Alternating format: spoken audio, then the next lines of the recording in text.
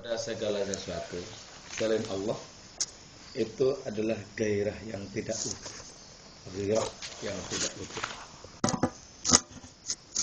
Sementara keinginan kepada Allah adalah keinginan yang mencakup segala-galanya, alias keinginan yang utuh. Nah, belajar dari keinginan-keinginan yang tidak utuh, yang terfokus kepada selain Allah, kemudian orang bisa mengembangkan keinginannya kepada yang lebih tinggi, yaitu ingin kepada Allah. Karena itu kalau kita senang sesuatu, jadikan senang kita kepada sesuatu sebagai jalan untuk melatih senang kepada Allah Ta'ala. Yang penting, jangan ciptakan gang-gang buntu pada segala sesuatu yang kita senangi. Contohnya gang buntu itu misalnya, kita senang sesuatu, ya sudah berhenti sampai sesuatu itu. Tidak ada renungan, tidak ada upaya untuk menindaklanjuti agar menyenangi asal-usul sesuatu itu. Nah, kalau ada tindak lanjut untuk menyenangi jatuh cinta pada asal-usul segala sesuatu, berapa? Cinta kepada apapun yang lain adalah jalan pada akhirnya untuk cinta kepada Allah Ta'ala. Kesenangan kepada yang lain adalah jalan pada akhirnya untuk senang kepada Allah Ta'ala. Jadi, kalau begitu, kesenangan atau cinta kepada yang lain ini tidak harus dipangkas, tidak harus dipotong, enggak. Cuman kasih jalur agar kesenangan itu pada akhirnya tersambung dengan Gusti Allah. Kasih jalur agar cinta itu pada akhirnya terfokus pula kepada Gusti Allah. Maka orang sekelas Nabi itu ya, ketika beliau memperlihatkan belas kasih kepada umat itu, sesungguhnya itu jalurnya Gusti Allah. Jalurnya Gusti Allah. Ketika Nabi perhatian kepada makhluk, itu jalurnya perhatian kepada Gusti Allah sesungguhnya. Itu pentingnya adanya transendensi dalam setiap tindakan kita. Dalam setiap tindakan kita. Jadi lahiriahnya itu seperti ngurusi makhluk, batiniahnya itu sesungguhnya penuh dengan kesadaran keilahian. Karena itu, kalau kita senang sesuatu, ya Allah, apakah rahasia aku senang ini? Ya Allah, mohon untuk diciptakan jalur dari senangku kepada hal ini, agar pada akhirnya terfokus senang kepadamu. Itu yang namanya cinta mentransenden, namanya cinta mentransenden. Jadi kalau kita punya cinta yang mentransenden seperti itu, maka cinta itu menjadi bermutu di hadapan Allah Ta'ala. Nah, ini ya, bekal untuk mencintai apa saja atau mencintai siapa saja. Yang penting ada nuansa dan nilai transendennya itu, naiknya nilai itu loh, dari makhluk-makhluk kepada Gusti Allah. Nah, kalau seperti itu berarti tidak ada apapun yang mendapatkan curahan cinta kita kecuali mengantarkan curahan cinta itu pada akhirnya kepada Allah Ta'ala. Awal mulanya si pedagang ini cuma cinta bio saja, awal mulanya. Sampai ketika bionya mati, nangis, sedih dan lain semacamnya, awal mulanya. Dituntun oleh Gusti Allah Ta'ala agar pada akhirnya cinta kepada asal usul segala bio itu. Gitu. Nah, karena itu jangan terlalu lama kita berada di gang buntu itu, jangan terlalu lama. Cinta ini kok enggak ada hubungannya dengan Gusti Allah. Jangan terlalu lama. Ciptakan ventilasi, ciptakan jalur, ciptakan gorong-gorong yang menghubungkan antara yang kita cintai dengan Gusti Allah. Maka orang-orang mencintai anaknya, mencintai keluarganya, itu bisa transenden. Karena apa? Tembus kepada Gusti Allah adanya cinta dan perhatian itu. Ini adalah ciri khas agama kita, agamanya Rasulullah. Ciri khas agama kita, agamanya Rasulullah. Yaitu ketika memperhatikan segala sesuatu, sesungguhnya memperhatikan Allah Ta'ala. Karena itu butuh adanya penjelasan, butuh adanya kata-kata agar fokus kita kepada yang lain itu bisa dialirkan kembali kepada Allah Ta'ala. Nah, di sini kemudian ungkapan Maulana Rumi itu menjadi semakin tegas. Oh, betapa pedih, mudah-mudahan air mataku menjelma samudra, akan kudurmakan samudra itu kepada kehidupan min ajlil habibil jamil, semata-mata takzimku kepada kekasihku terindah. Duka menjelma genangan air mata, samudra air mata, lalu itu dijadikan sebagai derma bagi alam raya. Kalau begitu, betapa duka itu sangat berarti ketika sudah berubah menjadi genangan karunia yang diperuntukkan bagi kemanfaatan alam raya. Kalau begitu.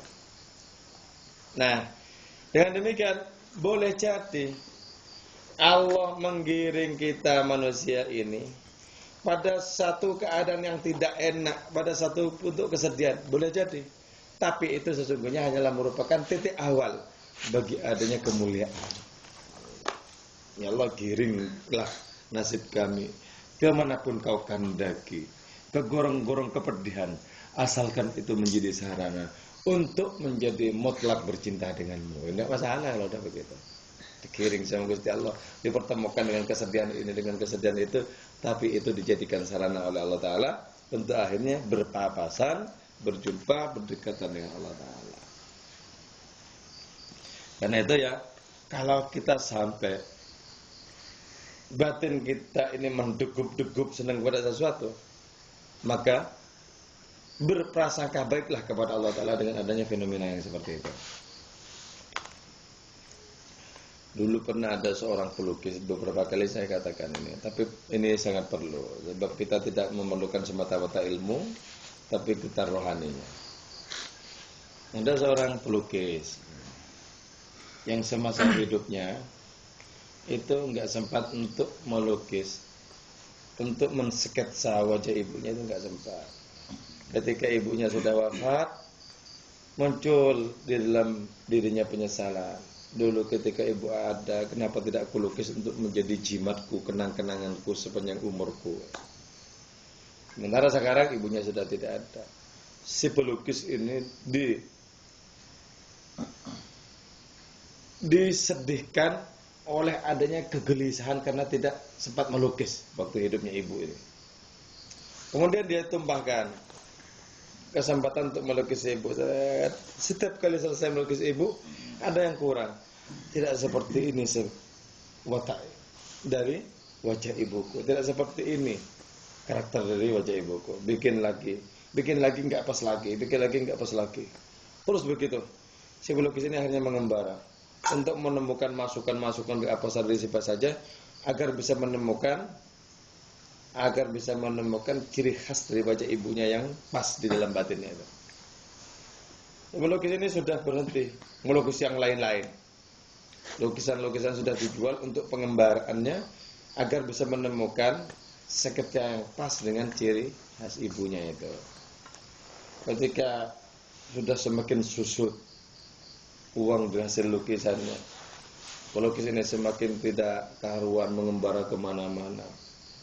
Persis ketika hujan dia berada di sebuah gardu. Terbayang di benaknya wajah ibunya, mau dilukis tidak pas. Dalam kondisi lelah kecapean, tertidur di gardu yang sedang diguyur hujan itu. Bermimpi kemudian si pelukis ini, anakku, engkau gelisah karena tidak bisa menciptakan sketsa wajahku dalam lukisanmu sebagaimana yang pas yang semestinya. Ketahuilah anakku, rindumu kepadaku itu sesungguhnya adalah rindumu kepada Tuhanmu. Jadi itu yang tak bisa dibahasakan oleh pelukis. Ini kenapa rindu mendegup-degup nggak paham. Baru setelah ibunya menjelaskan dalam mimpi si anak itu, tahu kemudian Ya Allah, katanya, aku sungguhnya tidak sedang betul-betul rindu ibuku. Sudah diperlihatkan, digambelangkan oleh ibuku bahwa aku sungguhnya adalah rindu engkau lewat perantara wajah ibuku, orang yang pernah melahirkanku. Sekarang sudah jelas, katanya. Si Balqis itu kemudian pulang dengan wajah yang berbinar-binar. Sudah jelas. Apanya yang jelas? Kegelisahan itu sudah jelas pangkalnya.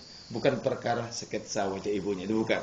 Tapi perkara kegandrungan kepada Allah yang belum terbahasakan sebelumnya. Itu berarti apa? Ya sama.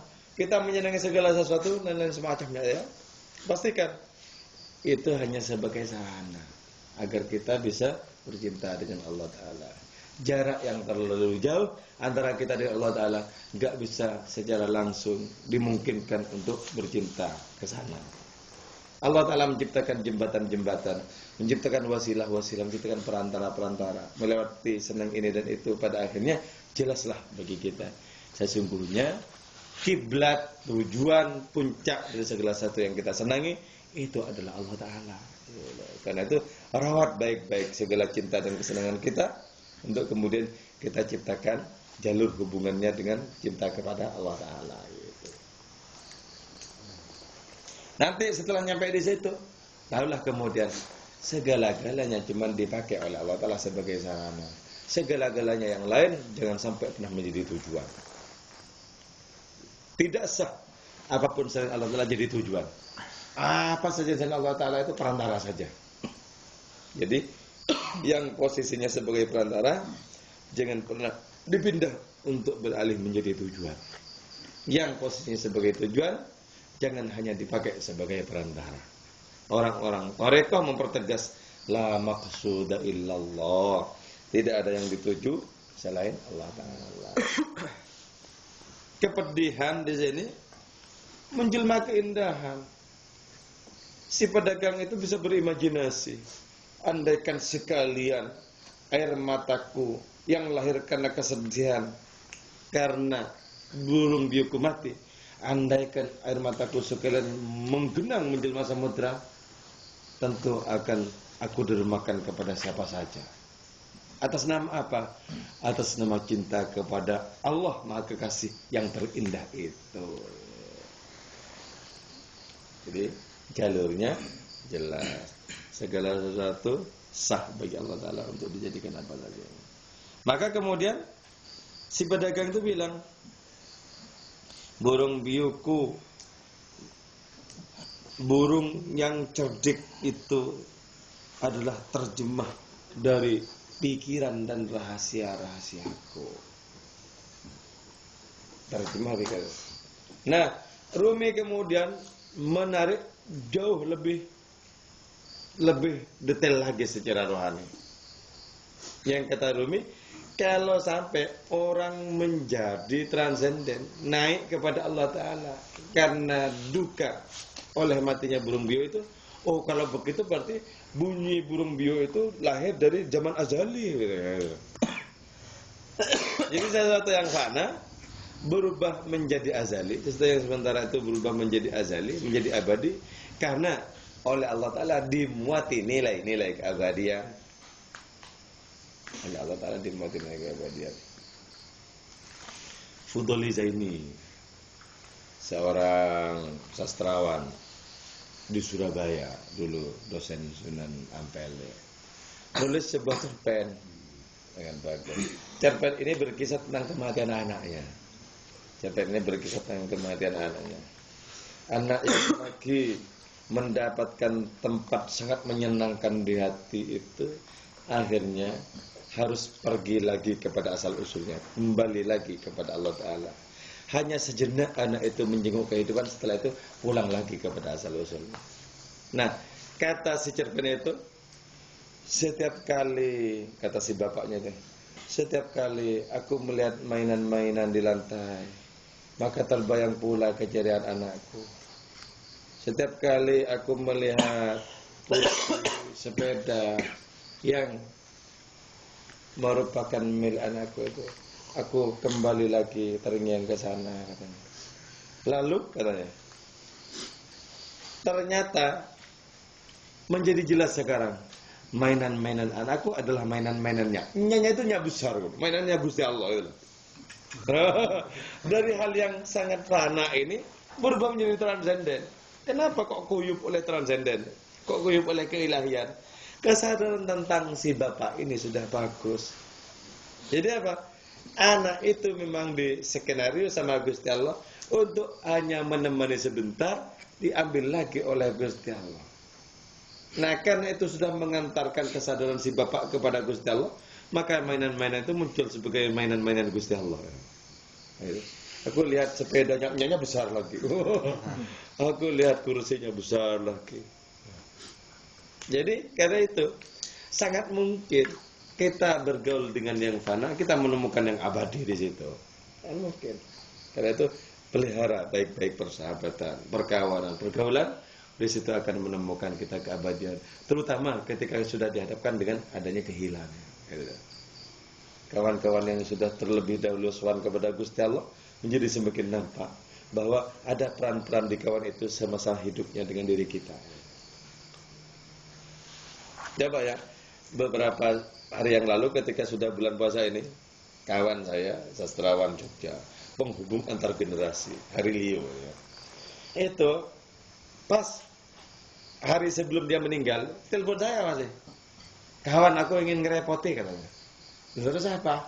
Saya minta loh nanti sampean itu menjadi pembicara acara studi pertunjukan sastra katanya. Tanggal 21 yang kemarin ini mestinya kan. Saya minta sampean jadi pembicara. Tahun kemarin sudah Kiai Fuad. Sekarang saya minta sampean. Aduh, saya mohon maaf tak bilang gitu. Saya itu ada jadwal setiap habis tarawih itu ngaji. Ada jadwal.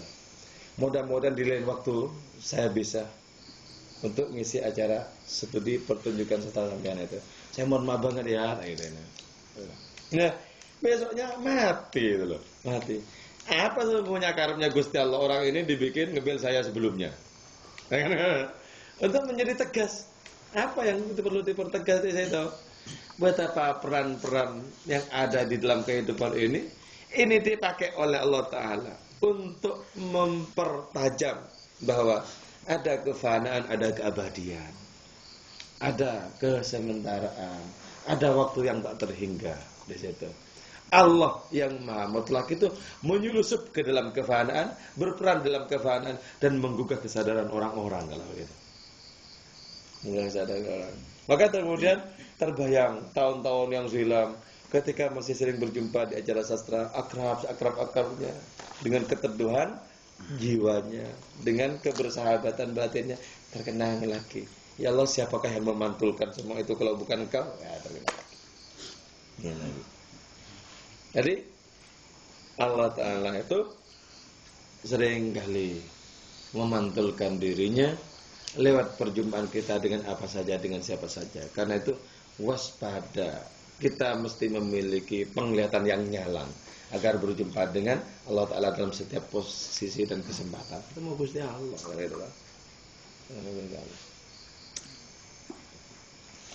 Jadi itu perkara peluang-peluang rohani. Karena itu wajar kalau sampai si pedagang tadi itu bilang, engkau burung biuku, engkau burungku yang cerdik, katanya. Engkau tak lain adalah terjemahan dari pikiran dan rahasia-rahasiaku. Jadi Gusti Allah Ta'ala justru memperlihatkan adanya kemungkinan-kemungkinan lewat sesuatu yang disenangi ini. Semula mutlak hanya merupakan kesedihan yang tak berarti, tapi kemudian kesedihan itu bisa dikelola menjadi sangat bermakna, memunculkan jiwa-jiwa yang penuh derma.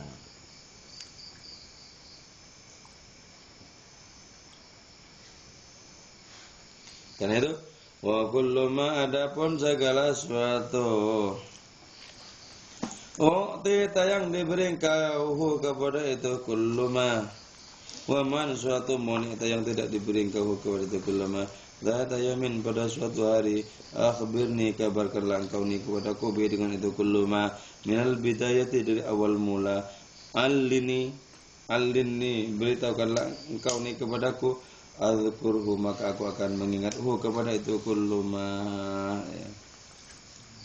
Jadi karena engkau sudah menjadi penghubung antara aku dengan Tuhanku. Kabarkan segala sesuatu yang pernah menimpa dirimu.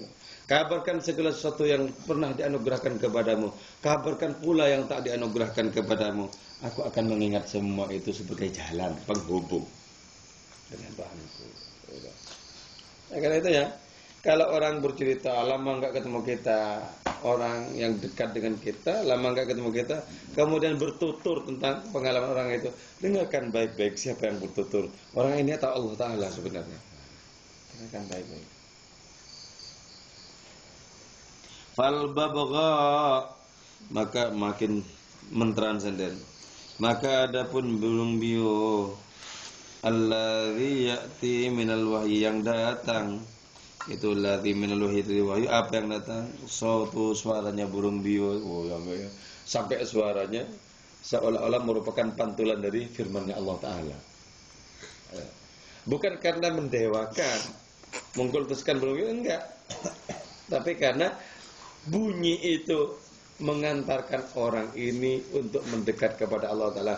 Justru ketika burungnya itu sudah mati. Sudah mati. Sesuatu yang hilang akan menjadi semakin jelas gunanya bagi diri kita. Nah itu ya, kalau orang tidak bisa menghargai sesuatu ketika masih ada, maka dia akan merasa kehilangan ketika sudah tidak ada.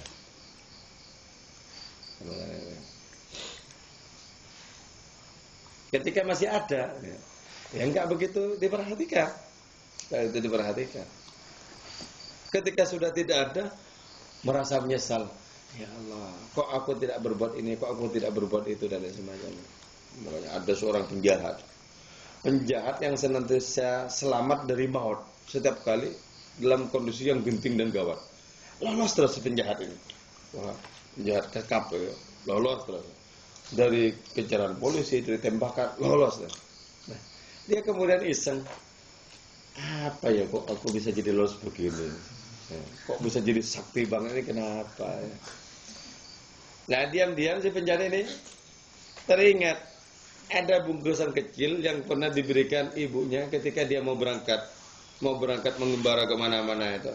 Nah, karena dia ingat itu, dia punya perasaan tertarik. Sesungguhnya apa? Dulu langsung aku bawa tanpa aku tahu ini apa isinya.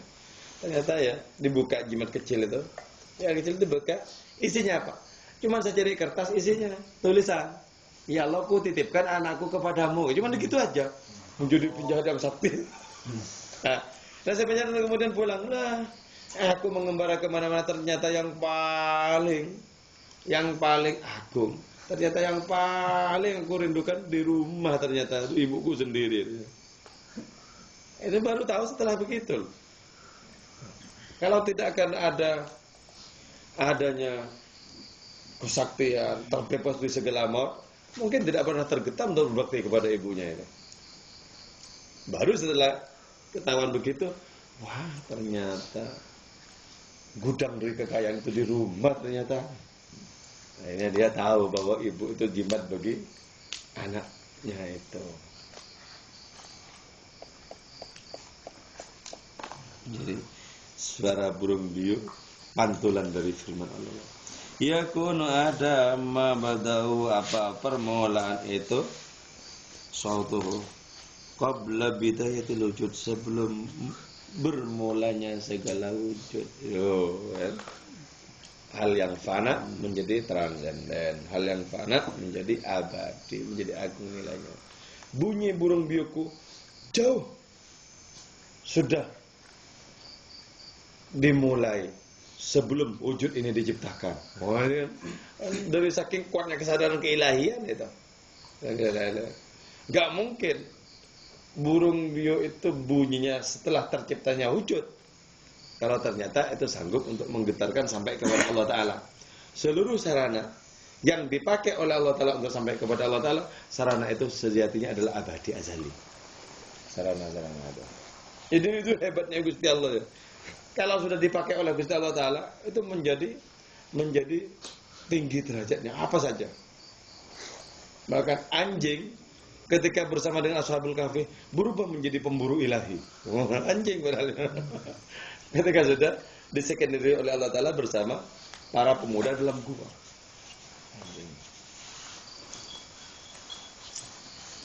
Burung dara dan laba-laba di mulut gua itu oleh Allah Ta'ala difungsikan menjadi tentara penjaga Nabi.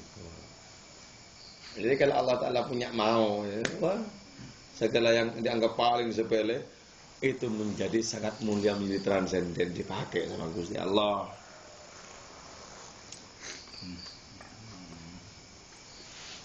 Wa hadzal ba'dha, pinternya Rumi di sini ya. Dipinterkan sama Gusti Allah. Wa hadzal ba'dha, adapun burung bio ini muhtafin, ialah tersembunyi fi dakhilika di batinmu. Setiap kalian itu punya burung bio yang nyanyiannya berasal dari pantulan firman ilahi. Ciptakan batin yang indah, maka renging-renging batin yang indah itu adalah pantulan dari firman-firman Allah Ta'ala. Kita nyanyi biasa-biasa saja kali ya. Nyanyi biasa-biasa saja. Loh, kok ternyata muncul getar keilahian? Maka lagu yang biasa-biasa saja itu berarti sudah dipegang sama Gusti Allah. Nah, coba ya, kita misalnya ya masuk dalam lagu-lagu kenangan. Kalau memang batin kita itu adalah batin yang rawan untuk tergetar, itu bisa langsung tidak kalah itu fungsinya dengan dikira. Tidak kalah. Bulan sabit yang jatuh di pelataran, bintang redup tanpa cahaya rembulan, langkah tanpa arah sesat di jalan yang terang. Aku yang terbuai di dalam pelukan dosa, ingin pulang membalut luka hatimu. Ku pun tahu betapa sedih batinmu. Beri kesempatan atau jatuhkan hukuman. Andai maaf pun tak kau berikan, air mata tulus jatuh di sudut bibirmu. Siapa bilang ini profan? Ini transenden loh. Tergantung hatinya siapa yang mendengarkan kan gitu. Jadi semakin bagus batin kita memiliki penghayatan, bunyi apa saja semakin mengilahi. Bunyi apa saja semakin mengilahi. Kalau lagu seperti ini masih lumayan. Bagaimana ada orang yang bisa transenden dengan lagu-lagu rock misalnya dulu. Khusyuk kepada Allah Ta'ala. Hebat hati orang punya kayak gitu. Hebat. Hebat. Jadi itu tidak saja merupakan mainan, enggak, tergantung hatinya siapa yang menikmati kan gitu kan. Ada yang menikmati. Tergantung siapa yang menikmati kan itu. Ya, kalau sudah disetting seperti itu batin kita, apa saja bisa menggetarkan. Adna syai'in, bahkan sesuatu yang paling sepele bisa menggetarkan. Coba ya, tahun-tahun dulu, tahun-tahun 70-an lagunya Sheila Majid gitu ya. Wah, kok kekuatan apa sebenarnya yang dipakai oleh Allah Ta'ala? Sesungguhnya lagu-lagu, puisi, dan lain semacamnya, makhluk macam apa gitu. Ketika dipakai oleh Allah Ta'ala, membuat getaran itu menjadi tak terbendung, tak terhentikan. Ya Pak Maulana Rumi cuma bilang begini, telah larut hari, matahari telah tenggelam ke dalam perigi, matahari pecinta telah memasuki kesunyian ilahi. Hebatnya loh. Matahari pecinta memasuki kesunyian ilahi, ngumun di hadapan Allah Ta'ala, fokus dari segala cinta itu. Hebat. Jadi kan itu bagaimana kita memiliki aset yang banyak. Sehingga apa?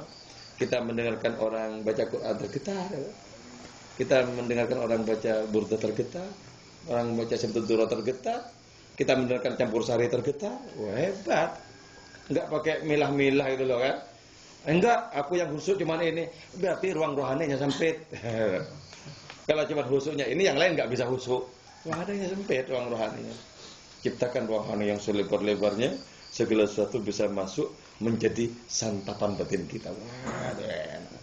Nah itu sangat akseleratif, sangat cepat larinya batin orang seperti ini kepada Allah Ta'ala. Coba.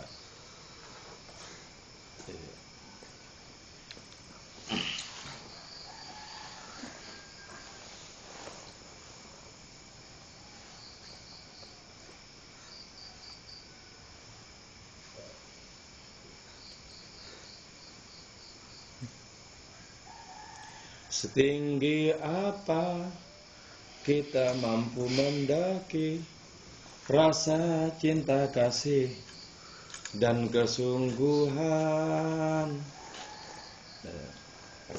Banyak sekali ya. Kalau makanya kalau di mobil ada lagu kenangan sepanjang jalan, ya Allah, ini kok mirip-mirip burdahan ya. Ini kok mirip-mirip orang ngaji Quran. Gusti Allah, Engkau bisa datang lewat pintu apa saja ya Gusti Allah. Segala kemauanmu itu jadi, pasti jadi.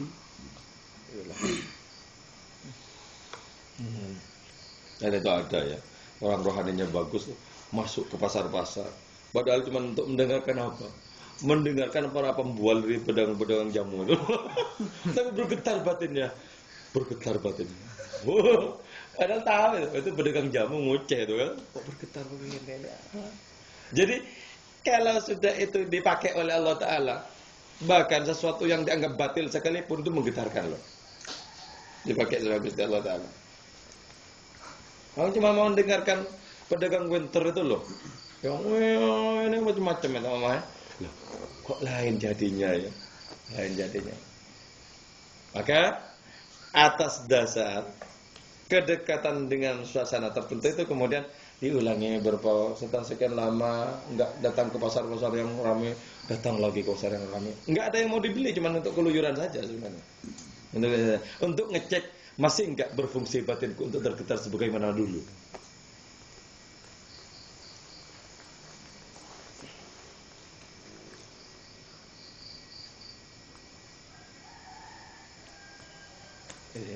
Karena itu kenangan-kenangan bersama orang religi macamnya, semuanya itu adalah tangga-tangga. Tangga-tangga untuk sampai kepada Allah Ta'ala. Tapi ya itu, jangan berhenti sampai di situ biar tidak menabrak gang buntu. Dibikinlah tangga-tangga kepada Allah Ta'ala. Namun bila hati jadi terpisah, beri kepastian agar ku lebur semua. Oh, hebat. Jadi makanya ya, waktu lagi pencarian kemana ya, apalagi sedang jatuh cinta ya, ini suara bururi atau siapa?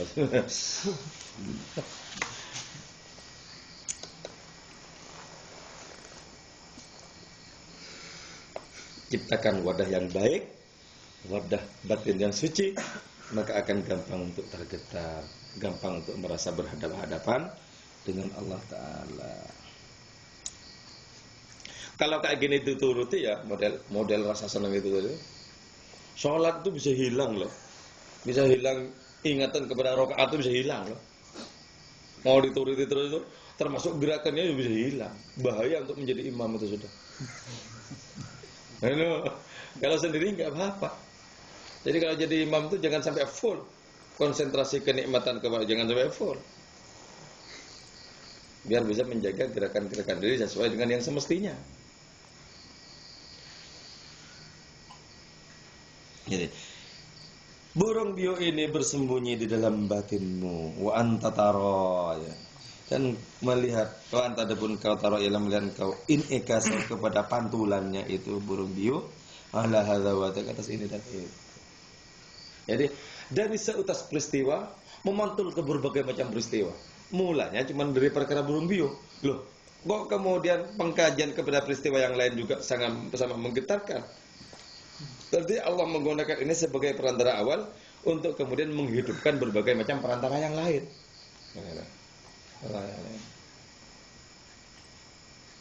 Kita tahu kan, orang lagi jatuh cinta kepada seseorang dan cintanya itu diterima. orang ini kemudian membagikan kebahagiaan dengan cara mesem kepada siapa saja. Arif mesem.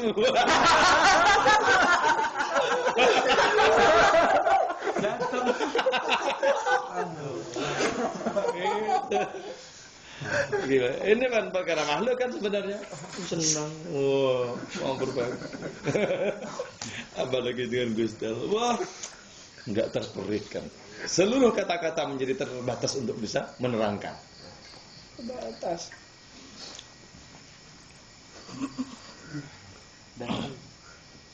Innahu sesungguhnya itu burung biu itu yaslubu ialah menghancurkan surur terhadap kebahagiaanmu wa anta adapun ke masrurun bihi justru dijadikan senang loh. Ini loh gimana duka dan bahagia ini kok kemudian saling menyatu gitu loh.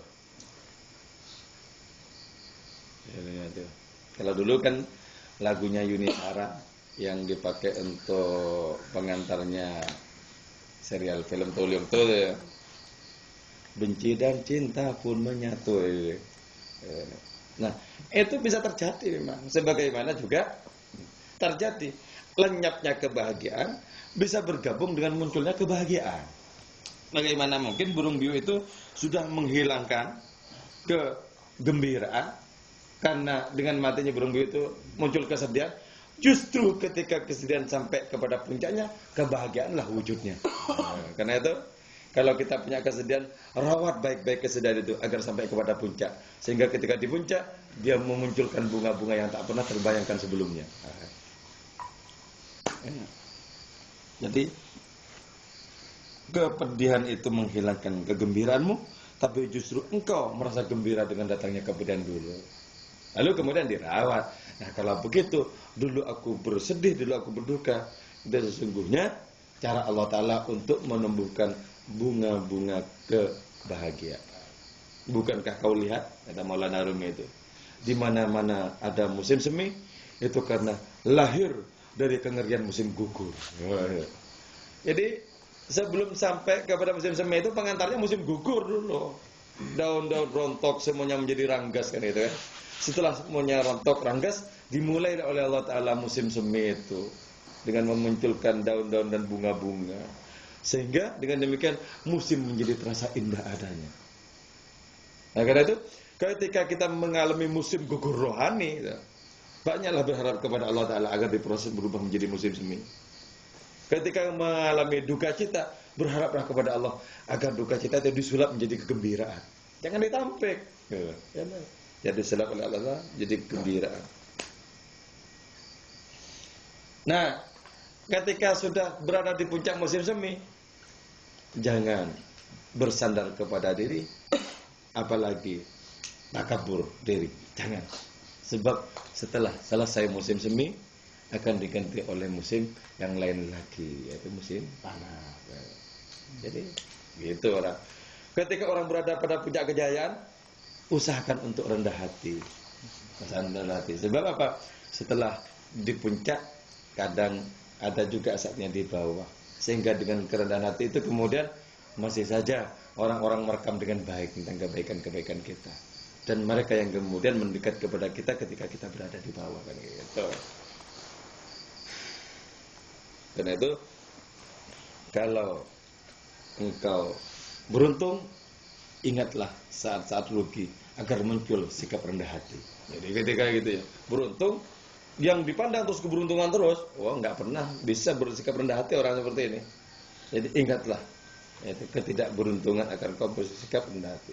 Ketika engkau rugi, tidak beruntung, ingatlah kejayaan agar engkau tetap bisa bertahan diri. Jadi kalau sudah dalam kondisi bangkrut, yang diingat kesedihan-kesedihan terus, boh itu sudah nggak bisa bertahan itu.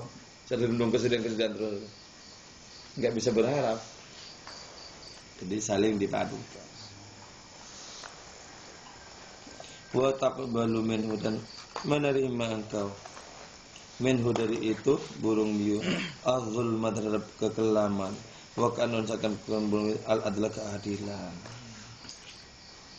Menerima kekelaman karena duka, merasa kehilangan itu. Ya, terus oleh Rumi semakin dinaikkan intensitas pemahaman tasawufnya. Wa yaman, wahai orang, tuhariku yang membakar engkau ar-roh kepada roh min ajlil jasadid, demi semata-mata mengagungkan jasad, memuliakan jasad. Laqad ahraqta, sungguh telah membakar engkau ar-roh kepada roh, wa wada'ta, dan menyalakan engkau al-jasad kepada jasad. Engkau yang sanggup untuk membuat ruhmu terbakar oleh api cinta dan rindu. Sesungguhnya engkau sedang menerangi jasadmu sendiri. Nah, ruh terbakar ini pada mulanya orang merasakan. Dengan ruh terbakar, orang mengalami kepedihan. Nafsu mengalami kepedihan, rontok seluruh daun-daun nafsu itu. Rontok, ranting-ranting melalui kepedihan. Tapi enggak apa-apa. Itu cara Allah Ta'ala untuk menerangi, mencahayai jasad kita. Karena itu kepedihan-kepedihan hidup bisa membuat cemerlang nasib rohani seseorang. Tapi hanya sesekali kepedihannya. Kalau terus-terusan rontok, terus sedih, setelah itu susah, sedih lagi, terus begitu, ya sudah, tamat orang itu, sudah tamat. Jadi kalau berganti-ganti loh, itu sebagai bagian dari lagu mesra kehidupan, ganti-ganti. Iya, betapa sangat nikmat orang memasuki irama kehidupan rohani seperti tadi itu. Sehingga tidak ada apapun yang tidak bisa dikelola untuk lebih cemerlang di hadapan Allah Ta'ala. Karena itu sama saja di hadapan seorang yang rohaninya bagus. Keberuntungan dan kerugian sama saja. Sama saja bisa dipakai untuk bisa mengelola diri sendiri. Langit di luar, langit di dalam, berpadu dalam diri. Puisinya Rendra. Sama saja, bisa juga dikelola. Apa yang tidak bisa dikelola oleh orang beriman? Semuanya bisa dikelola menjadi baik di hadapan orang-orang beriman. Dan kita berharap menjadi bagian di antara mereka yang sanggup mengelola segala sesuatu agar menjadi keindahan di hadapan Allah Subhanahu wa taala. Al-Fatihah. Bismillahirrahmanirrahim. Alhamdulillahirabbil alamin arrahmanirrahim maliki yaumiddin. Iyyaka na'budu wa iyyaka nasta'in.